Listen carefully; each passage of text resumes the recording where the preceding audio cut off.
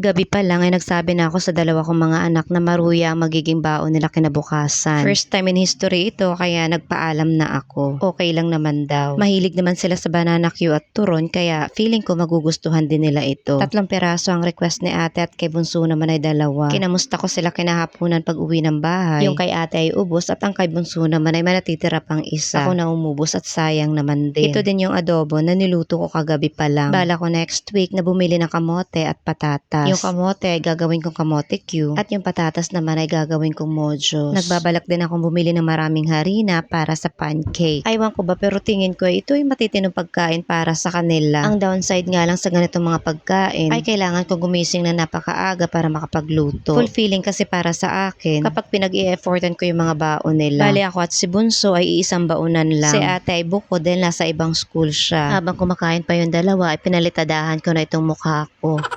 Kailangan ko maglagay ng kaunting kolorete sa mukha para hindi naman lalong matakot sa akin ang mga eskwela ko. Eto mukha ko kasi kapag hindi nakasmile ay parang kumakain ng bata. Hindi na nga nakasmile ay seryoso pa. Eto nga ang dahilan kung bakit nagbe-behave sila. One time nga ay nabisita sila ng aming EPS. Wala ako sa loob ng classroom dahil nasa CR ako. Aba at na very good daw sila dahil hindi sila maingay. Kaya pati sa akin ay na very good din sila. Very good na may kasamang pananakot.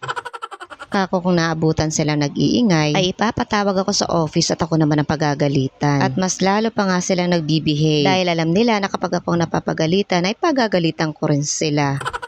Domino effect lang. Kapag kasi eskwela ko pa sila, hindi ko sila friend. Saka ko lang sila kinakaibigan kapag nasa ibang grade level na sila. Bumabalik din naman kasi ang iba dyan para mag-bless. At yung iba pa nga ay nag-hug pa. Na para bang nakalimutan na nila yung pagiging masungit ko sa kanila noon.